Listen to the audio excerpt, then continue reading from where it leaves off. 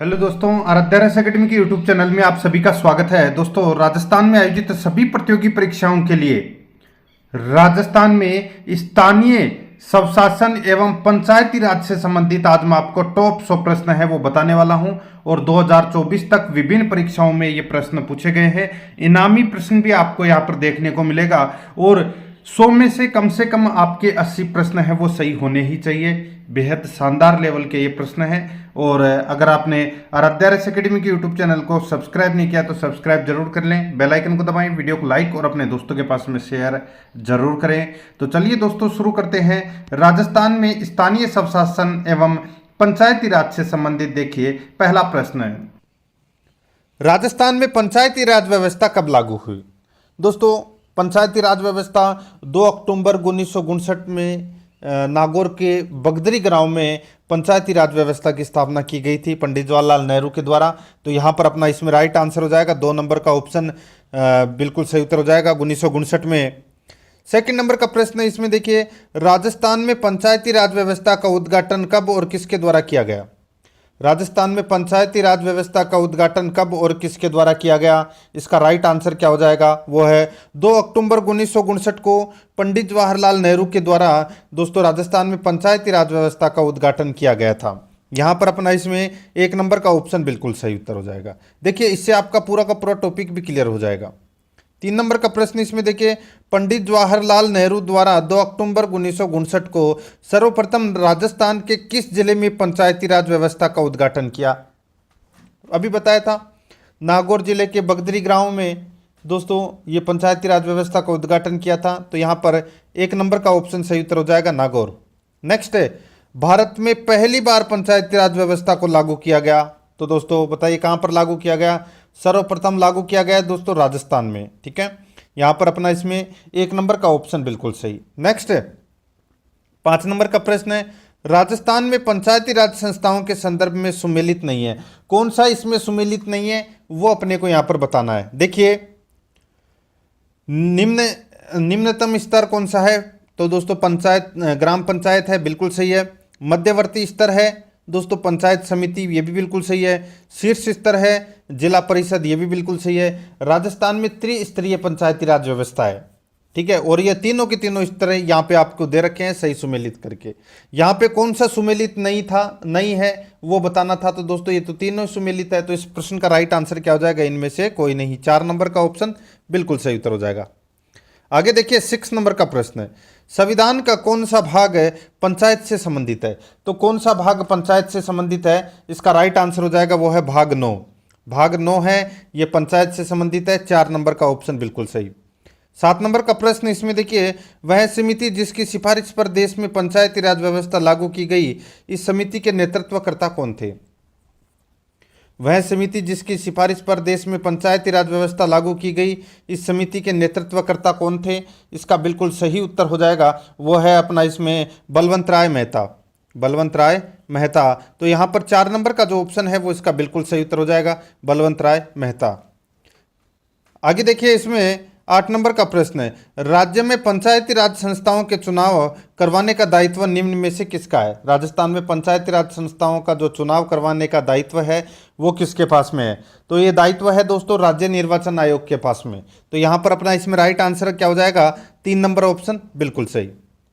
9 number का प्रश्न इसमें देखिए, राजस्थान पंचायती राज अधिनियम 1994 का मुख्य उद्देश्य क्या है? बताइए, राजस्थान पंचायती राज अधिनियम 1994 का मुख्य उद्देश्य क्या है? तो इसका मुख्य उद्देश्य है वो है दोस्तों इसमें कौन सा? तो वो है देखिए, प्रशासन में जन सामान्य की सहभागिता में वृद्धि। प्रशासन में जन सामान्य की सहभागिता में वृद्धि, ये अपना इसमें क्या हो जाएगा? राइट आंसर हो जाएगा 2 नंबर का ऑप्शन बिल्कुल सही। 10 नंबर का प्रश्न इसमें देखिए, पंचायती राज का स्वर्ण जयंती समारोह आयोजित हुआ।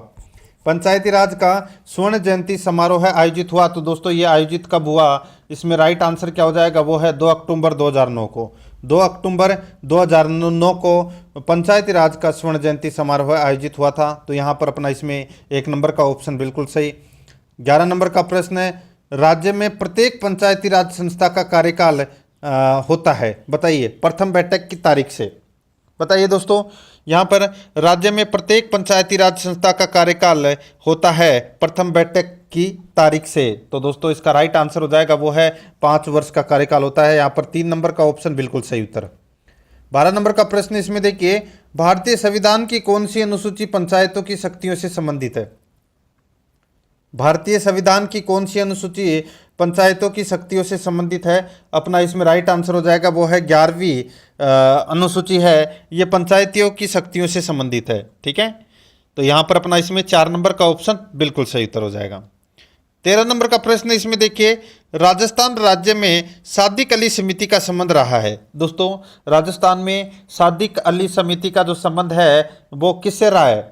तो दोस्तों ये रहा है पंचायती राज व्यवस्था के अध्ययन से रहा है। दोस्तों सादिक अली समिति का संबंध है, तो यहाँ पर अपना इसमें 1 नंबर का ऑप्शन बिल्कुल सही उत्तर हो जाएगा।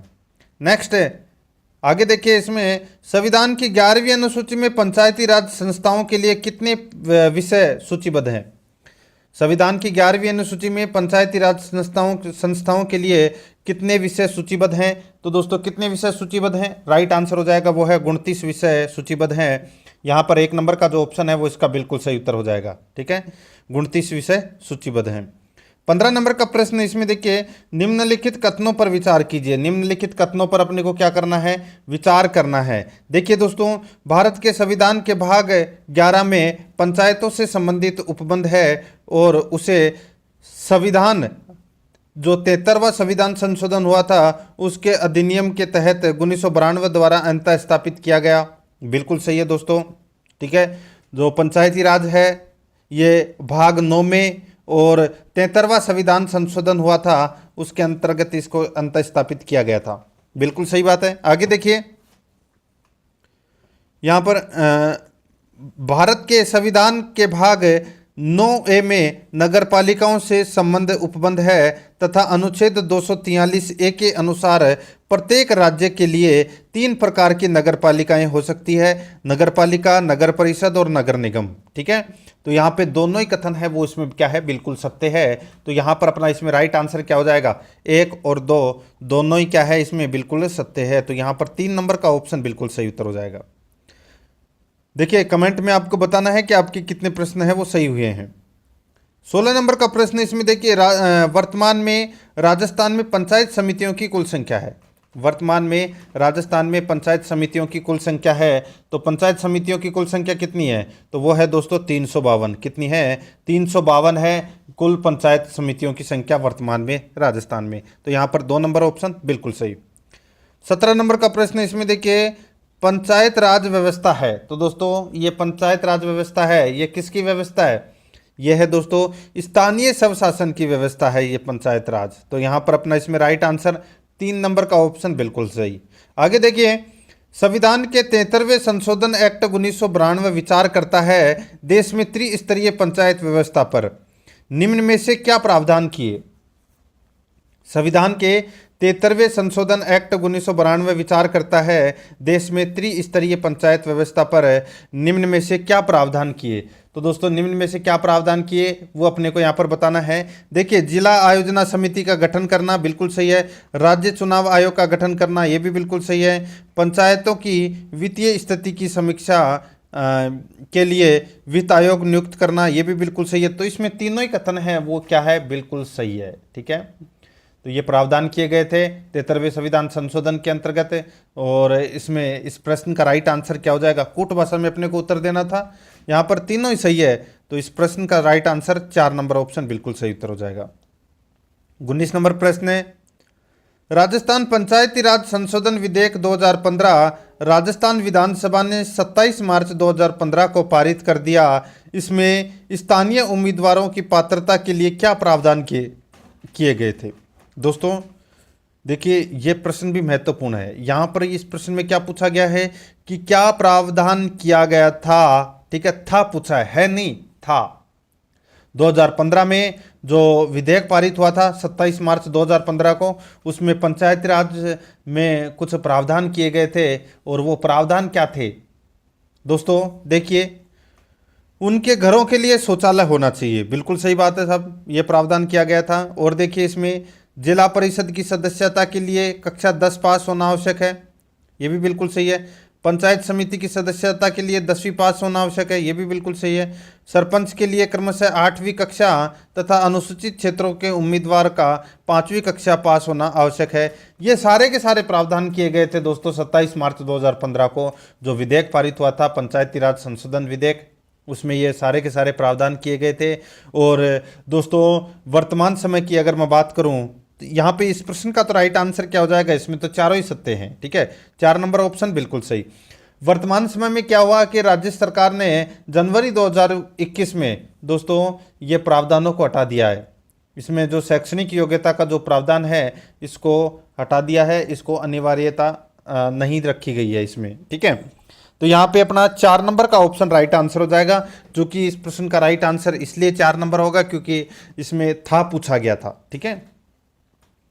आगे देखिए 20 नंबर का प्रश्न है, राजस्थान में एक ग्राम सभा बनती है। राजस्थान में एक ग्राम सभा बनती है तो दोस्तों ये बनती है पंचायत सर्किल में आने वाले गांवों के पंजीकृत मतदाताओं से दोस्तों एक ग्राम सभा बनती है। यहाँ पर अपना इसमें राइट आंसर क्या हो जाएगा, 3 नंबर का जो ऑप्शन है वो इसका बिल्कुल सही उत्तर। 21 नंबर का प्रश्न इसमें देखिए, राजस्थान में पंचायत समिति का प्रधान अपना इस्तीफा किसे देता है। राजस्थान में पंचायत समिति का प्रधान अपना इस्तीफा किसे देता है, अपना इसमें राइट आंसर हो जाएगा वो है जिला प्रमुख को। जिला प्रमुख को दोस्तों ये अपना इस्तीफा है वो देता है। तो यहाँ पर अपना इसमें 1 नंबर का जो ऑप्शन है वो इसका बिल्कुल सही उत्तर हो जाएगा। 22 नंबर का प्रश्न है, इसमें देखिए जिला प्रमुखों को जिला ग्रामीण अभिकरणों का अध्यक्ष बनाया गया, बताइए। दोस्तों जिला प्रमुखों को जिला ग्रामीण अभिकरणों का अध्यक्ष बनाया गया, तो यहाँ पर ये कब बनाया गया था, ये बनाया गया था दोस्तों 30 जनवरी 1999 को। 30 जनवरी 1999 को जिला प्रमुखों को जिला ग्रामीण अभिकरणों का अध्यक्ष बनाया गया। तो यहाँ पर 4 नंबर का ऑप्शन बिल्कुल सही। 23 नंबर प्रश्न है, जिला ग्रामीण विकास अभिकरण का अध्यक्ष कौन होता है। जिला ग्रामीण विकास अभिकरण का अध्यक्ष कौन होता है, सही उत्तर हो जाएगा वो है दोस्तों जिला प्रमुख होता है। 2 नंबर ऑप्शन बिल्कुल सही। आगे देखिए, राजस्थान में उप सरपंच का निर्वाचन किसके द्वारा किया जाता है। राजस्थान में उप सरपंच का जो निर्वाचन है वो किसके द्वारा किया जाता है, ये किया जाता है दोस्तों सरपंच एवं पंचों द्वारा उप सरपंच का निर्वाचन किया जाता है, ठीक है। तो यहाँ पर 2 नंबर ऑप्शन बिल्कुल सही। 25 नंबर प्रश्न है, पंचायत समिति के सदस्य, बताइए पंचायत समिति के सदस्य क्या होते हैं। दोस्तों ये होते हैं प्रत्यक्ष रूप से चुने जाते हैं ये, ठीक है। तो यहाँ पर 2 नंबर का ऑप्शन बिल्कुल सही उत्तर हो जाएगा। 26 नंबर प्रश्न इसमें देखिए, इंदिरा गांधी पंचायती राज एवं ग्रामीण विकास संस्थान के संबंध में कौन सा कथन सत्य है। इंदिरा गांधी पंचायती राज एवं ग्रामीण विकास संस्थान के संबंध में कौन सा कथन सत्य है। तो दोस्तों कौन सा कथन सत्य है, इसमें देखिए यह एक स्वशासी पंजीकृत संस्था है, बिल्कुल सही है। इसका उद्देश्य पंचायती राज एवं ग्रामीण विकास से संबंधित जनप्रतिनिधियों एवं समस्त पदाधिकारियों को प्रशिक्षण देना है, ये भी बिल्कुल सही है। तीसरा देखिए, इसका गठन पंचायती राज संस्थान तथा ग्रामीण विकास संस्थान का विलय कर किया गया है, यह भी बिल्कुल सही है। तो इसमें सारे सही है। इसमें इस प्रश्न का राइट आंसर क्या हो जाएगा, वो है दोस्तों उपरोक्त सभी, ठीक है।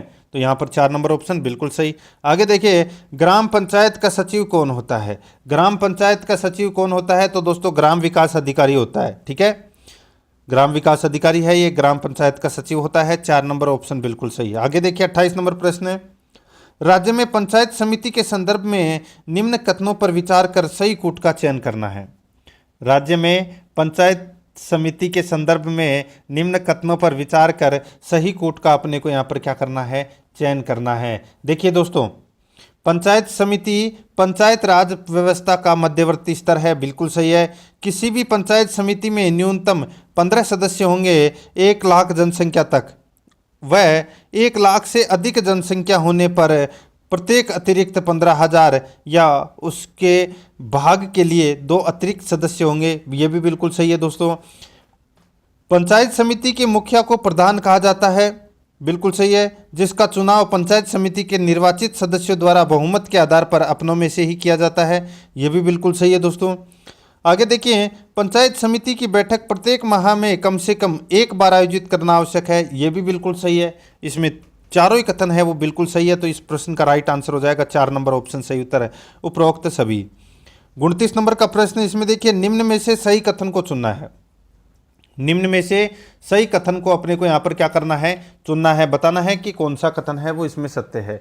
दो कथन दे रखे हैं, देखिए दोस्तों, विकास खंड स्तर पर पंचायत का स्वरूप पंचायत समिति के रूप में परिलक्षित होता है, बिल्कुल सही है दोस्तों। आगे देखिए, इसमें पंचायत समिति का सहकारी अधिकारी खंड विकास अधिकारी होता है, ये भी दोस्तों इसमें क्या है, बिल्कुल सही है। तो इसमें दोनों ही सत्य हैं। इस प्रश्न का राइट आंसर क्या हो जाएगा, कूट भाषा में अपने को उत्तर देना था, दोनों सही है, यानी कि 3 नंबर ऑप्शन बिल्कुल सही। 30 नंबर प्रश्न है, निम्नांकित में से कौन सा एक पंचायतों से संबंधित नहीं है। तो कौन सा एक पंचायतों से संबंधित नहीं है वो अपने को यहाँ पर बताना है। देखिए दोस्तों, राज्य निर्वाचन आयोग पंचायतों का चुनाव संपादित करेगा, बिल्कुल सही है दोस्तों। संविधान 74वां संशोधन अधिनियम, ये गलत हो जाएगा दोस्तों। 74वां संविधान संशोधन अधिनियम है, ये नगर पालिकाओं से संबंधित है। पंचायतों से संबंधित तो 73वां संविधान संशोधन है, ठीक है। तो यहाँ पे 2 नंबर का ऑप्शन अपना इसमें राइट आंसर हो जाएगा, क्योंकि यह पंचायतों से संबंधित सत्य नहीं है। बाकी और सारे के सारे सही है। सभी पंचायतों का कार्यकाल 5 वर्ष निर्धारित होगा। एक पंचायत के भंग होने के 6 माह के अंदर नया चुनाव कराया जाएगा, सही है इसमें। यहाँ पर 2 नंबर ऑप्शन बिल्कुल सही। नेक्स्ट आगे देखिए, किसी पंचायती राज संस्था के चुनाव लड़ने के संदर्भ में सदस्य की निम्न योग्यताओं पे विचार कर सही उत्तर को अपने को यहाँ पर क्या करना है, चुनना है। सीधा है कि अगर आपको पंचायती राज का चुनाव लड़ना है, ठीक है, तो उसमें क्या क्या योग्यताएं हैं वो यहाँ पर अपने को बतानी है। दोस्तों देखिए, न्यूनतम 21 वर्ष की आयु होनी चाहिए, बिल्कुल सही है। 21 नवंबर 1995 के पश्चात चुनाव लड़ने वाले व्यक्ति के तीसरी संतान पैदा नहीं होनी चाहिए, यह भी दोस्तों इसमें बिल्कुल सही है। आगे देखिए, ग्राम पंचायत हेतु 8वीं कक्षा व पंचायत व जिला परिषद के सदस्य हेतु 10वीं कक्षा उत्तीर्ण होना आवश्यक है। दोस्तों ये इसमें पहला और दूसरा सही है, ठीक है। ये उत्तीर्ण वाला जो इसमें प्रावधान था वो इसको हटा दिया गया है, ठीक है। तो यहाँ पर अपना इसमें 1 और 2 सही है, तीसरा गलत है। तो यहाँ पर इसमें राइट आंसर कर लेना, 1 और 2 सही है, ठीक है। तो यहाँ पर 4 नंबर ऑप्शन बिल्कुल सही। नेक्स्ट आगे देखिए, भारत में महिलाओं के लिए स्थान आरक्षित है। भारत में महिलाओं के लिए स्थान आरक्षित है, तो यह स्थान आरक्षित है दोस्तों पंचायती राज संस्थाओं में। तो यहाँ पर 1 नंबर का ऑप्शन बिल्कुल सही उत्तर हो जाएगा। 1/3 प्रतिनिधित्व की गारंटी प्रदान की गई थी दोस्तों 73वें संविधान संशोधन के अधिनियम में, ठीक है। यहाँ पर 1 नंबर ऑप्शन बिल्कुल सही। आगे देखिए, वर्तमान में राजस्थान में पंचायती राज व्यवस्था में शासन प्रणाली की संरचना क्या है।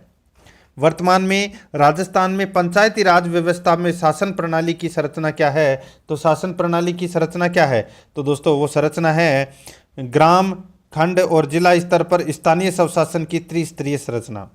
ग्राम, खंड और जिला स्तर पर स्थानीय स्वशासन की त्रिस्तरीय संरचना। यहाँ पर 3 नंबर का जो ऑप्शन है वो इसका बिल्कुल सही उत्तर हो जाएगा। 74 नंबर का प्रश्न इसमें देखिए, बलवंत राय मेहता समिति की प्रजातांत्रिक विकेंद्रीकरण की सिफारिश के अनुसार, बलवंत राय मेहता समिति की प्रजातांत्रिक विकेंद्रीकरण की सिफारिश के अनुसार जिला, ब्लॉक एवं ग्राम स्तरों पर त्रिस्तरीय प्रजातांत्रिक पंचायती राज संस्थाओं का गठन का प्रावधान किया गया है। तो यहाँ पर अपना इसमें 1 नंबर का जो ऑप्शन है वो इसका बिल्कुल सही उत्तर हो जाएगा। दोस्तों सर्वप्रथम बलवंत राय मेहता ने 1957 में पंचायती राज पर अपनी सिफारिश प्रस्तुत की थी, ठीक है, जिसमें उन्होंने प्रजातांत्रिक विकेंद्रीकरण की सिफारिश की थी। तो यहाँ पर अपना इसमें 1 नंबर ऑप्शन बिल्कुल सही। आगे देखिए, ग्रामीण अंचलों के नागरिकों को स्वयं के मामलों का प्रशासन संचालित करने के लिए दिया गया अधिकार किस संस्था के माध्यम से साकार हुआ है। बहुत ही अच्छा प्रश्न है। ग्रामीण अंचलों के नागरिकों को स्वयं के मामलों का प्रशासन संचालित करने के लिए दिया गया अधिकार किस संस्था के माध्यम से साकार हुआ है। तो दोस्तों इसका राइट आंसर हो जाएगा, यह हुआ है ग्राम पंचायत के अधिकार से। तो यहाँ पर अपना इसमें राइट आंसर क्या हो जाएगा, 1 नंबर का ऑप्शन बिल्कुल सही। आगे देखिए, कितने बहुमत से सरपंच को पद से हटाने का प्रस्ताव पारित हो चुका है या पास हो चुका है, बताइए। कितने बहुमत से सरपंच को पद से हटाने का प्रस्ताव पास हो चुका है। तो यहाँ पर अपना इसमें राइट आंसर हो जाएगा, वो है पंचों के 3/4 बहुमत से, पंचों के 3/4 बहुमत से सरपंच को पद से हटाने का प्रावधान है वो पास हो चुका है। यहाँ पर 2 नंबर का ऑप्शन बिल्कुल सही उत्तर हो जाएगा। ठीक है, आगे देखिए इसमें 37 नंबर का प्रश्न है। इसमें देखिए, पंचायती राज संस्थाओं के निर्वाचन क्षेत्रों की संख्या तय करने के संदर्भ में उपयुक्त कोट का चुनाव कीजिए। ठीक है, अच्छा प्रश्न है। पंचायती राज संस्थाओं में निर्वाचन क्षेत्रों की संख्या तय करने के संदर्भ में उपयुक्त कोट का चुनाव कीजिए। यहाँ पर देखिए, राज्य में एक ग्राम पंचायत की आबादी 5,000 से 7,000 तक व अनुसूचित क्षेत्र, शहरिया व मरुस्थलीय इलाकों में एक पंचायत की आबादी 3,500 से 6,000 होगी। बिल्कुल सही बात है साहब, कथन बिल्कुल सही है। और देखिए इसमें 1 लाख से अधिक आबादी वाली पंचायत समिति में 15 निर्वाचन क्षेत्र व 1 लाख से अधिक आबादी होने पर प्रत्येक 15,000 अथवा उसके भाग के लिए 2 निर्वाचन क्षेत्रों की वृद्धि की गई है। बिल्कुल सही है। 4 लाख से अधिक आबादी वाली जिला परिषद में 17 निर्वाचन क्षेत्र व 4 लाख से अधिक आबादी पर प्रत्येक 1 लाख या उसके भाग के लिए 2 निर्वाचन क्षेत्र की वृद्धि का प्रावधान किया गया है। बिल्कुल सही है। जिसमें तीनों ही कथन है वो बिल्कुल सही दे रखे हैं। इसमें राइट आंसर हो जाएगा उपरोक्त सभी। 4 नंबर ऑप्शन बिल्कुल सही। आगे देखिए, 74वें संविधान संशोधन द्वारा 12वीं अनुसूची में जोड़े गए विषय है। तो 12वीं अनुसूची में दोस्तों कौन से विषय जोड़े गए, इसका राइट आंसर हो जाएगा कितने विषय, 18 विषय जोड़े गए थे दोस्तों किसमें, 12वीं अनुसूची में। ठीक है, ये आपको इसमें याद रखना है। आगे देखिए दोस्तों, अपना इसमें 40 नंबर का प्रश्न है, पंचायती राज के ढांचे में शामिल है। पंचायती राज के ढांचे में बताइए क्या शामिल है। यहाँ पर देखिए, खंड स्तर पर पंचायत समिति, जिला स्तर पर जिला परिषद, ग्राम स्तर पर ग्राम सभा की ग्राम पंचायत कार्यकारी संस्था के रूप में। तीनों ही सही है। राइट आंसर हो जाएगा इसमें 4 नंबर ऑप्शन बिल्कुल सही उत्तर। त्रिस्तरीय तो है ही, तो यहाँ पर 4 नंबर ऑप्शन सही उत्तर, उपरोक्त सभी सही है। आगे देखिए, अक्टूबर 2010 में राजस्थान सरकार ने कितने विभाग पंचायती राज संस्था को स्थानांतरित किए। अक्टूबर 2010 में राजस्थान सरकार ने कितने विभाग पंचायती राज संस्था को स्थानांतरित किए, इसका राइट आंसर हो जाएगा 5 विभाग स्थानांतरित किए थे दोस्तों। ठीक है, 4 नंबर का ऑप्शन राइट आंसर हो जाएगा। और वो 5 विभाग कौन कौन से थे, तो वो थे दोस्तों कृषि विभाग नंबर 1, नंबर 2 प्रारंभिक शिक्षा, नंबर 3 महिला एवं बाल विकास, नंबर 4 चिकित्सा एवं स्वास्थ्य और नंबर 5 सामाजिक न्याय एवं अधिकारिता। ये 5 विभाग स्थानांतरित किए थे दोस्तों अक्टूबर 2010 में। ठीक है, यहाँ पर अपना इसमें राइट आंसर क्या हो जाएगा, 4 नंबर का ऑप्शन बिल्कुल सही, 5 विभाग। आगे देखिए, निम्न में से कौन सा सुमेलित नहीं है। निम्न में से कौन सा सुमेलित नहीं है वो अपने को यहाँ पर बताना है। ठीक है, देखिए, राजस्थान ग्रामीण विकास एवं पंचायती राज विभाग की स्थापना जयपुर में की गई थी 1982 में। बिल्कुल सही है। हरीशचंद्र माथुर राजस्थान लोक प्रशासन संस्थान जयपुर, इसकी स्थापना भी दोस्तों 1982 में की गई थी। बिल्कुल सही है। आगे देखिए, इंदिरा गांधी पंचायती राज एवं ग्रामीण विकास संस्थान की स्थापना जयपुर में की गई 1985 में, ये भी बिल्कुल सही है। आगे देखिए, राजस्थान पंचायत विभाग 1959, ये गलत हो जाएगा इसमें दोस्तों। राजस्थान पंचायत विभाग की जो स्थापना है ये की गई थी 1949 में। ठीक है, और आप सभी को पता है 1959 में तो राजस्थान पंचायत एवं विकास विभाग की स्थापना हो गई थी। ठीक है, यहाँ पर 1959 की जगह 1949 आना चाहिए था। यहाँ पर 4 नंबर का ऑप्शन राइट आंसर हो जाएगा, क्योंकि यही एकमात्र ऐसा है जो सुमेलित नहीं है। आगे देखिए, संविधान के 73वें संशोधन ने प्रावधान किया। बताइए, 73वें संशोधन में जो प्रावधान किए वो क्या क्या प्रावधान किए। देखिए दोस्तों, यहाँ पे पंचायतों के नियमित चुनाव कराने के लिए ये संशोधन किया गया। बिल्कुल सही है। महिलाओं के लिए सभी स्तरों पर सीटों के आरक्षण के लिए ये प्रावधान किया गया। बिल्कुल सही है। राज्य वित्त आयोग की संस्तुति के अनुसार पंचायतों को फंड्स का अनिवार्य रूप से हस्तांतरण का प्रावधान किया गया। बिल्कुल सही है। चौथा है, इसमें 11वीं अनुसूची के दिए गए विषयों के संबंध में पंचायतों को शक्ति का अनिवार्य रूप से हस्तांतरण का प्रावधान किया गया है। इसमें चारों ही सही है। ठीक है, यहाँ पर अपना इसमें राइट आंसर हो जाएगा उपरोक्त सभी। 4 नंबर का ऑप्शन बिल्कुल सही उत्तर हो जाएगा, उपरोक्त सभी। आगे देखिए 44 नंबर का प्रश्न है, निम्न में से कौन सा कथन असत्य है।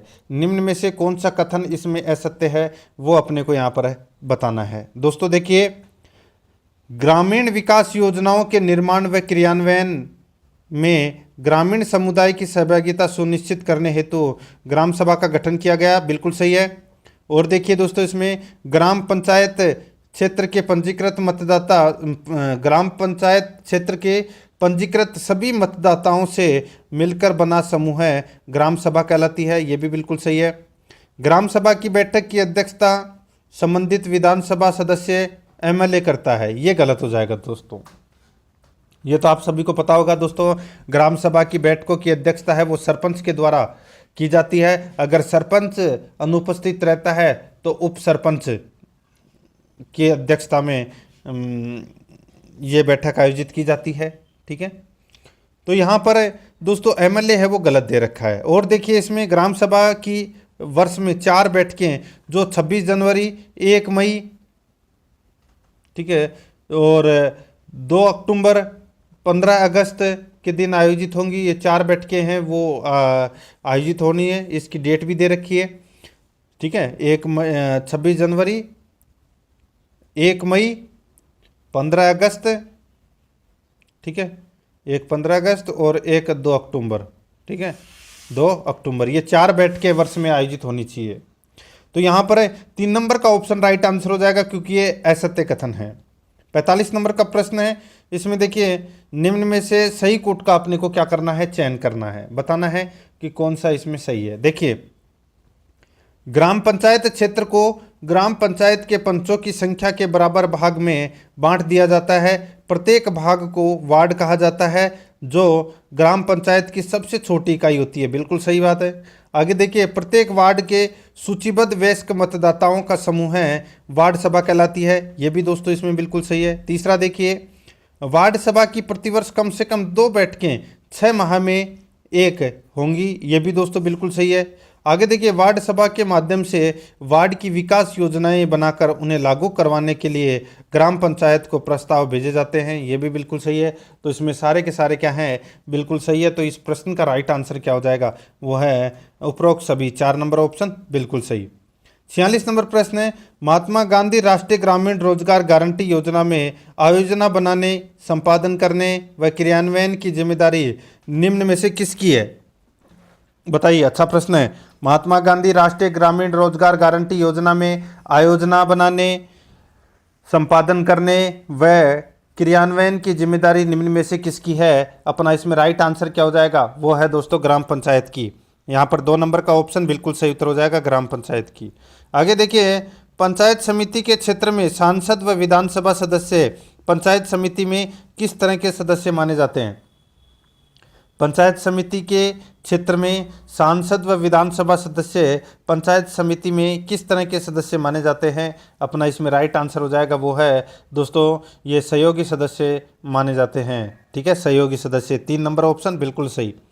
आगे देखिए, राजस्थान में पंचायत समिति का प्रधान किस पद्धति से चुना जाता है। राजस्थान में पंचायत समिति का प्रधान किस पद्धति से चुना जाता है, अपना इसमें राइट आंसर हो जाएगा, वो है एक निर्वाचन मंडल द्वारा दोस्तों पंचायत समिति का प्रधान है वो चुना जाता है। तो यहाँ पर अपना इसमें 2 नंबर का ऑप्शन बिल्कुल सही उत्तर हो जाएगा।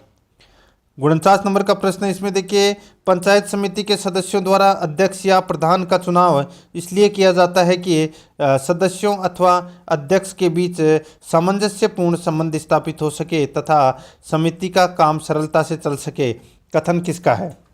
पंचायत समिति के सदस्य द्वारा अध्यक्ष या प्रधान का चुनाव इसलिए किया जाता है कि सदस्यों तथा अध्यक्ष के बीच सामंजस्यपूर्ण संबंध स्थापित हो सके तथा समिति का काम सरलता से चल सके। कथन किसका है, ये कथन है दोस्तों किसका, तो ये श्री राम महेश्वरी का ये कथन है। 3 नंबर का जो ऑप्शन है वो इसका बिल्कुल सही उत्तर हो जाएगा। 50 नंबर प्रश्न है, पंचायत समिति के अध्यक्ष के निम्न में से कौन से कार्य हैं। पंचायत समिति के अध्यक्ष के निम्न में से कौन से कार्य हैं, अपना इसमें राइट आंसर क्या हो जाएगा। देखिए, अध्यक्ष समिति की बैठक बुलाता है, इन बैठकों का वह सभापतित्व करता है, यह खंड विकास अधिकारी पर अधिकारियों पर नियंत्रण रखता है। तो यहाँ पर इसमें राइट आंसर क्या हो जाएगा? उपरोक्त सभी। 4 नंबर का ऑप्शन बिल्कुल सही उत्तर हो जाएगा। आगे देखिए, पंचायत समिति का मुख्य निष्पादक कौन होता है? पंचायत समिति का मुख्य निष्पादक कौन होता है? राइट आंसर हो जाएगा वो है खंड विकास अधिकारी होता है। 2 नंबर ऑप्शन बिल्कुल सही। नेक्स्ट, पंचायत समिति के कर्मचारियों का कप्तान कौन होता है? पंचायत समिति के कर्मचारियों का कप्तान कौन होता है? दोस्तों वो होता है खंड विकास अधिकारी। 1 नंबर ऑप्शन बिल्कुल सही। नेक्स्ट, सुमेलित कीजिए। दोस्तों यहाँ पे देखिए, एक तरफ तो राज्य दे रखा है, ठीक है, और दूसरी तरफ पंचायत समिति के जो अध्यक्षों के जो नाम है वो प्रचलित नाम क्या है वो अपने को यहाँ पर बताना है। दोस्तों आंध्र प्रदेश की मैं यहाँ पे बात कर रहा हूँ, तो आंध्र प्रदेश में पंचायत समिति के अध्यक्ष का नाम क्या है? तो दोस्तों वो नाम है अध्यक्ष, उसको वहाँ पर अध्यक्ष ही बोलते हैं, ठीक है। तमिलनाडु में पंचायत समिति के अध्यक्ष को दोस्तों सभापति कहते हैं, ठीक है। उत्तर प्रदेश में प्रमुख कहते हैं और राजस्थान में प्रधान कहते हैं, ठीक है। ये नाम है वो आपको याद रखना है। यहाँ पर चारों ही बिल्कुल सत्य है, सही सुमेलित किए गए हैं। 1 2 3 4 इसका राइट आंसर हो जाएगा, यानी कि 3 नंबर का ऑप्शन बिल्कुल सही। नेक्स्ट आगे देखिए, पंचायती राज संस्था की आधारशिला किसे कहा जाता है? तो दोस्तों ये कहा जाता है किसे? तो ये ग्राम पंचायत को कहा जाता है दोस्तों। 2 नंबर ऑप्शन बिल्कुल सही। नेक्स्ट है, ग्राम सभा 1 वर्ष में कितनी बैठकें आयोजित करती है? तो 1 वर्ष में कितनी बैठकें आयोजित करती है? तो दोस्तों 2 बैठकें आयोजित करती है। तो यहाँ पर है राइट आंसर, 2 नंबर ऑप्शन सही उत्तर। आगे देखिए, ग्राम सभा की बैठकों के संबंध में सत्य कथन पर अपने को निशान लगाना है कि कौन सा कथन है वो इसमें सत्य है। देखिए, ग्राम सभा प्रतिवर्ष 2 बैठकें मई व अक्टूबर में आयोजित करती है, बिल्कुल सही है। पहली बैठक में पंचायत के लोगों के सामने यह बताना होता है कि वह कौन सी योजना अपने हाथ में ले रही है, ठीक है। दूसरी बैठक में ग्राम पंचायत के कार्यों की समीक्षा करती है, ठीक है, बिल्कुल सही है। तो यहाँ पर अपना इसमें राइट आंसर हो जाएगा उपरोक्त सभी कथन है वो इसमें क्या है? बिल्कुल सत्य है। तो इस प्रश्न का राइट आंसर 4 नंबर ऑप्शन बिल्कुल सही। 57 नंबर प्रश्न है, पंचायती राज के सम्मुख सामाजिक समस्याओं में कौन सी सामाजिक समस्याएं प्रमुख है? पंचायती राज के सम्मुख सामाजिक समस्याओं में कौन सी सामाजिक समस्याएं प्रमुख है? अपना इसमें राइट आंसर क्या हो जाएगा? वो है दोस्तों जनता में साक्षरता का अभाव, राजनीतिक चेतना का अभाव, निस्वार्थ चेतना का अभाव। तो इसमें राइट आंसर हो जाएगा उपरोक्त सभी। 4 नंबर का ऑप्शन बिल्कुल सही उत्तर हो जाएगा। 58 नंबर प्रश्न है, राजनीतिक दल पंचायती कार्यों में हस्तक्षेप करे ये किसने कहा? राजनीतिक दल पंचायती कार्यों में हस्तक्षेप करे ये किसने कहा? ये कहा दोस्तों किसने? तो ये सीपी माम्बर ने ये कहा, ठीक है। राजनीतिक दल पंचायती कार्यों में हस्तक्षेप करें ये किसने कहा? तो ये सीपी माम्बर ने कहा। तो यहाँ पर अपना इसमें राइट आंसर क्या हो जाएगा? वो है 2 नंबर का ऑप्शन बिल्कुल सही उत्तर हो जाएगा। आगे देखिए, यदि गांव नष्ट होते हैं तो भारत नष्ट हो जाएगा, वह भारत नहीं होगा, विश्व में उसका संदेश समाप्त हो जाएगा। ऐसा किसने कहा था? ऐसा कहा था दोस्तों किसने? तो ये महात्मा गांधी ने कहा था। 3 नंबर का ऑप्शन बिल्कुल सही उत्तर हो जाएगा। 60 नंबर का प्रश्न इसमें देखिए, राष्ट्रीय नेतृत्व का एक दूरदर्शितापूर्ण कार्य या पंचायती राज की स्थापना, इसमें भारतीय राज्य व्यवस्था का विकेंद्रीकरण हो रहा है और देश में एक सी स्थानीय संस्था के निर्माण से उसकी एकता भी बढ़ रही है। किसने कहा? राष्ट्रीय नेतृत्व का एक दूरदर्शितापूर्ण कार्य या पंचायती राज की स्थापना, इसमें भारतीय राज्य व्यवस्था का विकेंद्रीकरण हो रहा है और देश में एक सी स्थानीय संस्था के निर्माण में उसकी एकता भी बढ़ रही है। ये ऐसा कहा था दोस्तों किसने? ऐसा कहा था रजनी कोठारी ने। तो यहाँ पर 1 नंबर ऑप्शन बिल्कुल सही उत्तर हो जाएगा, रजनी कोठारी ने। 61 नंबर प्रश्न है, निम्नलिखित में से कौन सा कार्यक्रम सरकारी तंत्र व जनता के बीच की दूरी समाप्त करने में विफल रहा?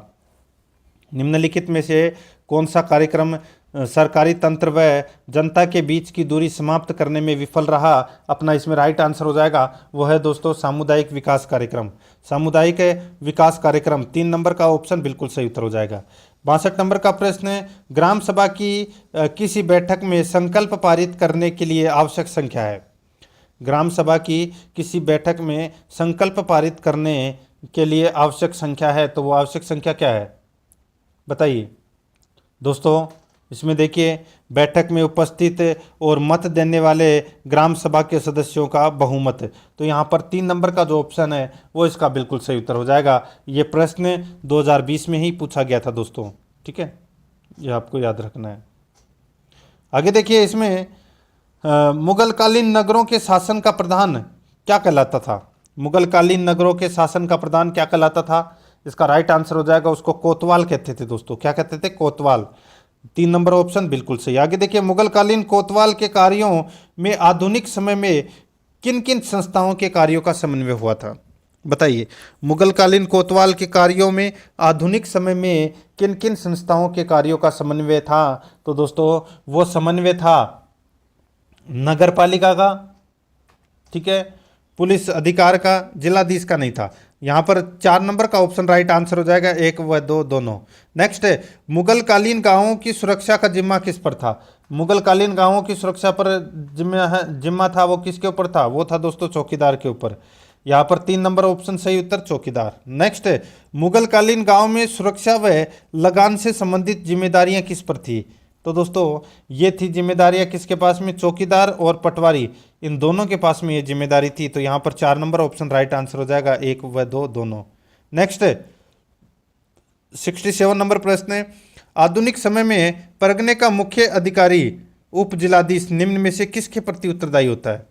आधुनिक समय में परगने का मुख्य अधिकारी उप जिलाधीश निम्न में से किसके प्रति उत्तरदायी होता है? तो किसके प्रति उत्तरदायी होता है? तो ये होता है दोस्तों जिला मजिस्ट्रेट के, जिला मजिस्ट्रेट के। तो यहाँ पर 1 नंबर का ऑप्शन बिल्कुल सही उत्तर हो जाएगा, जिला मजिस्ट्रेट।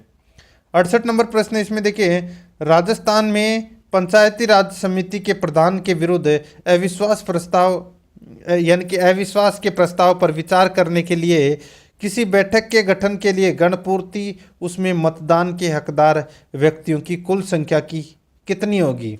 बताइए। प्रश्न बहुत शानदार प्रश्न है। आरपीएससी मूल्यांकन अधिकारी के लिए ये 2020 में ये प्रश्न पूछा गया था। राजस्थान में पंचायत समिति के प्रधान के विरुद्ध अविश्वास प्रस्ताव यानी कि अविश्वास के प्रस्ताव पर विचार करने के लिए किसी बैठक के गठन के लिए गणपूर्ति उसमें मतदान के हकदार व्यक्तियों की कुल संख्या की होगी। तो दोस्तों कितनी होगी?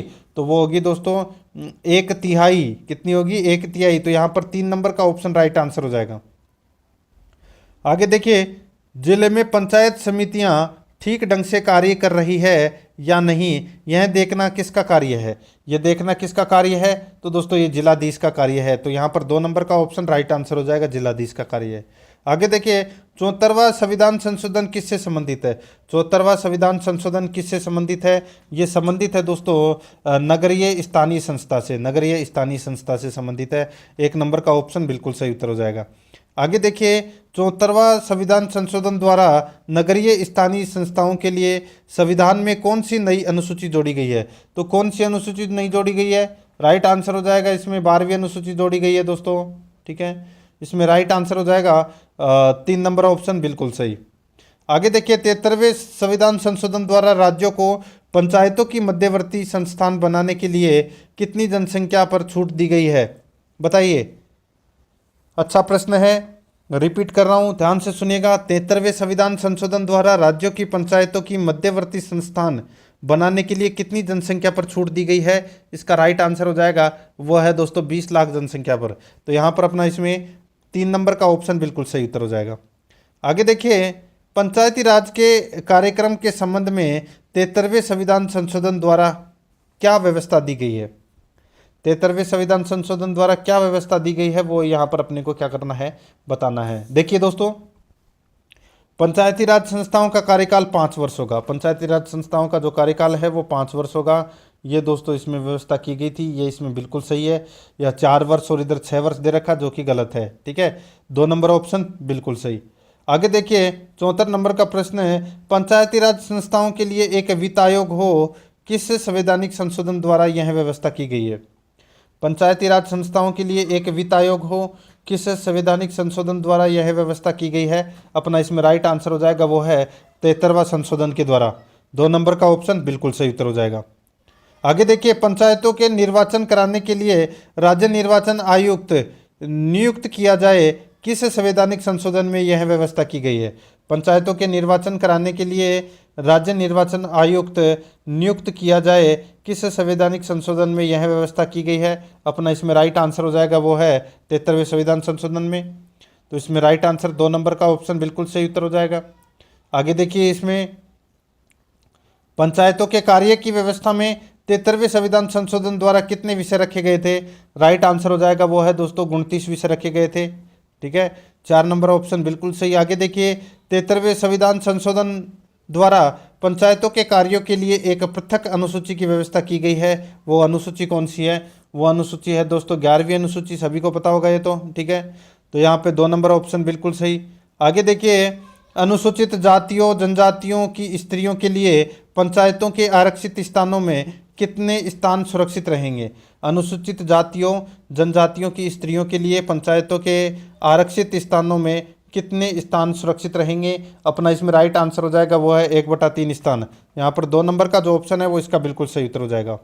आगे देखिए, भारत के वर्तमान नगरीय प्रशासन में निम्न में से कौन सी संस्थाएं पाई जाती है? भारत के वर्तमान नगरीय प्रशासन में निम्न में से कौन सी संस्थाएं पाई जाती है? अपना इसमें राइट आंसर क्या हो जाएगा? वो है दोस्तों नगर निगम, नगर पालिका, नगर क्षेत्र समितियां, अधिसूचित क्षेत्र समिति, इसका राय और छावनी बोर्ड। तो इसमें राइट आंसर क्या हो जाएगा? इसमें पांचों ही क्या हैं? बिल्कुल सही है। तो यहाँ पर इस प्रश्न का राइट आंसर हो जाएगा उपरोक्त सभी। 4 नंबर ऑप्शन बिल्कुल सही। आगे देखिए, पंचायत समिति के कार्य संचालन की देखभाल तथा उसमें तालमेल निम्न में से कौन सी संस्था करती है? पंचायत समिति के कार्य संचालन की देखभाल तथा उसमें तालमेल निम्न में से कौन सी संस्था करती है? अपना इसमें राइट आंसर क्या हो जाएगा? वो है दोस्तों जिला परिषद। तो यहाँ पर 3 नंबर का ऑप्शन बिल्कुल सही उत्तर हो जाएगा, जिला परिषद। आगे देखिए, निम्न में से किन राज्यों में जिला परिषद सर्वाधिक शक्तिशाली संस्था है? निम्न में से किन राज्यों में जिला परिषद सर्वाधिक शक्तिशाली संस्था है? तो अपना इसमें राइट आंसर हो जाएगा वो है महाराष्ट्र गुजरात। महाराष्ट्र गुजरात। तो यहाँ पर 2 नंबर का जो ऑप्शन है वो इसका बिल्कुल सही उत्तर हो जाएगा, महाराष्ट्र गुजरात। नेक्स्ट आगे देखिए, नगर निगम के कार्यालय पर प्रशासनिक नियंत्रण निम्न में से कौन करता है? नगर निगम के कार्यालय पर प्रशासनिक नियंत्रण निम्न में से कौन करता है? इसका राइट आंसर हो जाएगा वो है निगमाध्यक्ष। तो यहाँ पर अपना इसमें राइट आंसर क्या हो जाएगा? 1 नंबर ऑप्शन सही। नेक्स्ट आगे देखिए, इन संस्थाओं के नए स्थानीय नेताओं को जन्म दिया है।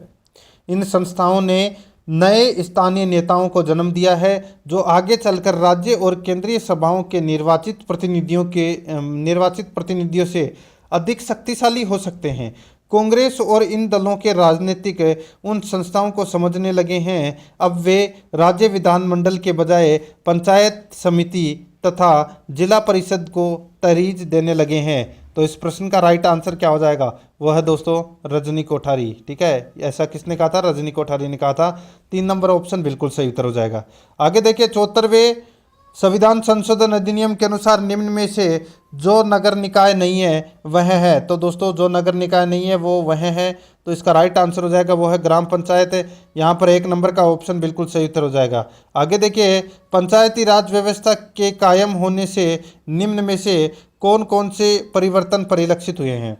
पंचायती राज व्यवस्था के कायम होने से निम्न में से कौन कौन से परिवर्तन परिलक्षित हुए हैं? अपना इसमें राइट आंसर हो जाएगा वो है दोस्तों देखिए, गांवों के राजनीतिक व प्रशासनिक संस्थाओं के बारे में समझ का विकास हुआ है, बिल्कुल सही है। दूसरा है इसमें गांवों में सामाजिक बुराइयों के समापन के लिए भी वातावरण बना है, बिल्कुल सही है। ग्रामवासियों के मानसिक स्तर पर सोचने समझने की शक्ति का विकास हुआ है, बिल्कुल सही है। इसमें राइट आंसर हो जाएगा उपरोक्त सभी। 4 नंबर ऑप्शन बिल्कुल सही उत्तर हो जाएगा। आगे देखिए, पंचायती राज के सम्मुख समस्याओं में निम्न में से कौन सी समस्या मुख्य है? तो कौन सी समस्या है वो मुख्य है वो यहाँ पर अपने को बताना है। देखिए, पंचायती राज संस्थाओं में व्यापक गुटबंदी को समाप्त करना होगा, बिल्कुल सही बात है। गांवों की वित्तीय हालत सुधारनी होगी, ये भी बिल्कुल सही है। अधिकारियों को पंचायतों के मित्र, दार्शनिक तथा पथ प्रदर्शक के रूप में काम करना होगा, ये भी बिल्कुल सही है। तो इसमें राइट आंसर हो जाएगा उपरोक्त सभी। 4 नंबर का ऑप्शन बिल्कुल सही उत्तर हो जाएगा। 87 नंबर प्रश्न है, पंचायती राज संस्थाओं की कार्यपालिका का अध्ययन करने के लिए 1977 में निम्न में से कौन सी समिति गठित की गई। तो दोस्तों बताइए, पंचायती राज संस्थाओं की कार्यपालिका का अध्ययन करने के लिए 1977 में निम्न में से कौन सी समिति गठित की गई। इसका राइट आंसर क्या हो जाएगा, वो है दोस्तों अशोक मेहता समिति। तो यहाँ पर अपना 2 नंबर का ऑप्शन है वो इसका बिल्कुल सही उत्तर हो जाएगा, अशोक मेहता समिति। आगे देखिए, अशोक मेहता कमेटी में पंचायती राज व्यवस्था की धुरी किसे माना था। तो दोस्तों पंचायती राज व्यवस्था की धुरी किसे माना था, तो ये माना था दोस्तों जिला परिषद को। तो यहाँ पर 3 नंबर ऑप्शन बिल्कुल सही उत्तर हो जाएगा।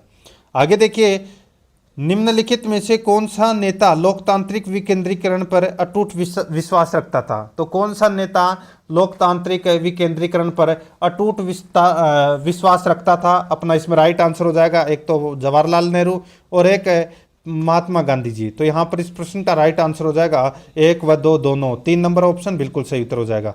90 नंबर का प्रश्न इसमें देखिए, पंचायती राज व्यवस्था को सुदृढ़ करने की आवश्यकता निम्न में से किस विकास कार्यक्रम की असफलता के कारण महसूस हुई।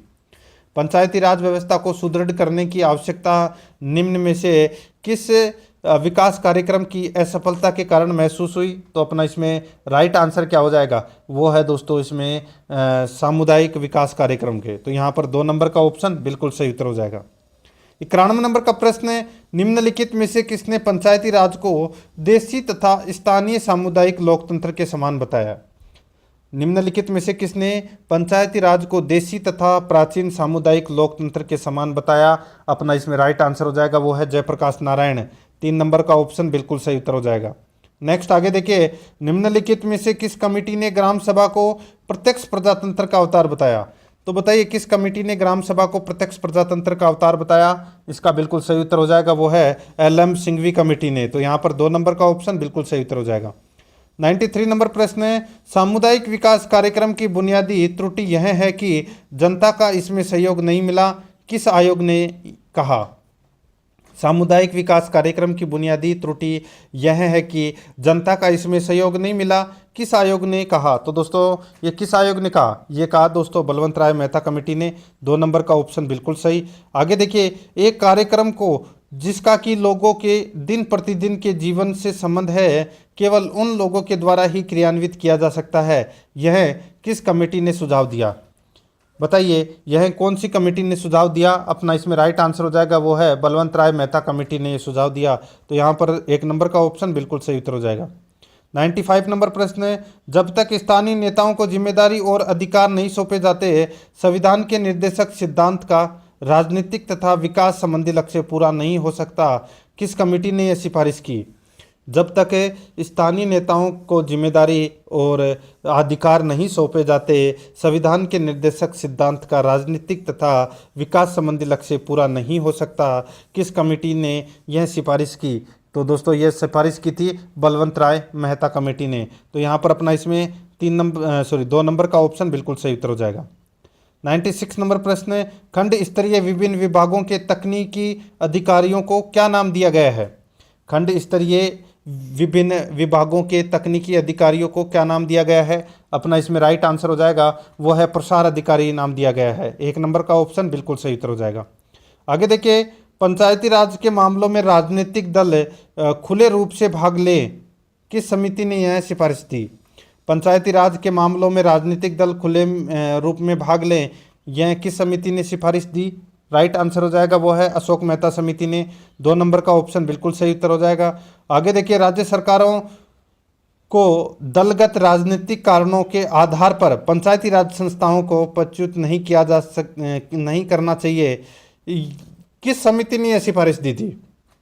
दोस्तों ये दी थी अशोक मेहता समिति ने। तो यहाँ पर 1 नंबर का ऑप्शन बिल्कुल सही उत्तर हो जाएगा। आगे देखिए, बलवंत राय मेहता कमेटी की स्थापना निम्न में से किस लिए की गई थी। तो दोस्तों ये की गई थी सामुदायिक विकास कार्यक्रम का मूल्यांकन करने के लिए। यहाँ पर 1 नंबर का ऑप्शन बिल्कुल सही उत्तर हो जाएगा। देखिए, बलवंत राय मेहता समिति की स्थापना 1957 में हुई थी। अशोक मेहता समिति की स्थापना इसके ठीक 20 वर्ष बाद यानी कि 1977 में हुई थी। ठीक है, और उसके बाद में LM सिंघवी समिति का गठन किया गया था, जो उसके ठीक 9 वर्षों बाद में यानी कि 57 में 20 जोड़े कितने 77, और 77 में 9 जोड़े तो कितने हो गए 86, ठीक है। और एलएम से यहाँ पे एलएम सिंघवी समिति 1986, और उसके 3 वर्ष बाद बीएन गौडगिल समिति, ठीक है, ये 1989 में इस समिति की स्थापना की गई थी। यहां पर तो इस प्रश्न का राइट आंसर 1 नंबर हो जाएगा। आगे देखिए, सरकार को कतिपय कर्तव्यों एवं दायित्व से अपने आप को मुक्त कर लेना चाहिए और उन्हें किसी ऐसे निकाय को सौंप देना चाहिए जिस पर उसके क्षेत्राधिकार के अंदर संपूर्ण विकास का कार्य का पूरा भार और सरकार के पास केवल पर्यवेक्षण तथा उच्च स्तरीय आयोजन का भार होना चाहिए। ऐसा किसने कहा? ये कहा था दोस्तों, किसने? तो ये अशोक मेहता समिति ने कहा था, ठीक है। और अशोक मेहता समिति की स्थापना कब हुई थी? 1977 में, याद रखना, ठीक है।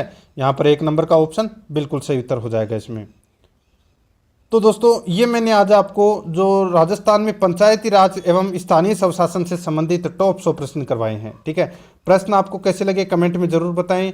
और अगर आपको कोई भी टॉपिक सर्च करना है तो आप यूट्यूब में सर्च करें, कोई भी टॉपिक का नाम लिखें और उसके आगे आराध्य आरएस अकेडमी जरूर लिखें, तो आपको उस टॉपिक से संबंधित टॉप अति महत्वपूर्ण प्रश्न मिल जाएंगे।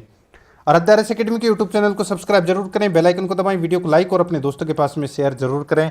मिलते हैं दोस्तों नेक्स्ट वीडियो में। जय हिंद, जय भारत।